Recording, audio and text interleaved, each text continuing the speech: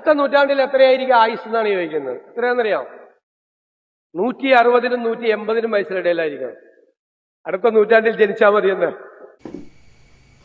അടുത്ത നൂറ്റാണ്ടിൽ മനുഷ്യരുടെ ആയുസ് 180-190 വർഷമാകും എന്ന് പറയുന്നതിന് ഒരു ശാസ്ത്രീയ അടിത്തറയില്ല. മനസ്സിലായില്ലേ? മനുഷ്യൻ്റെ ആയുസ് എന്ന് പറഞ്ഞാൽ ഏകദേശം 122 വർഷം വരെയൊക്കെ ആവുള്ളൂ. അതിനപ്പുറം ഒന്നും പോകാൻ മനുഷ്യന് കഴിയില്ല. ആ കഴിയുന്നുള്ളതിന് വൈദ്യശാസ്ത്രപരമായിട്ടുള്ള ഒരു തെളിവുമില്ല.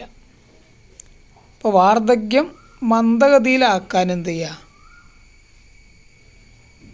ജീൻ തെറാപ്പി, കോശ പുനർജീവനം, മരുന്നുകൾ തുടങ്ങിയിട്ടുള്ള മേഖലകളിൽ ഗവേഷണം നടക്കുന്നുണ്ടെങ്കിലും ഇങ്ങനെ 180-190 വയസ്സിൻ്റെ ഇടയിലും മനുഷ്യൻ ജീവിക്കും എന്നുള്ളതിനെ സംബന്ധിച്ച് ഒരു പ്രൊജക്ഷനും ഒരു പ്രവചനവും ഈ കാലത്ത് ഉണ്ടായിട്ടില്ല.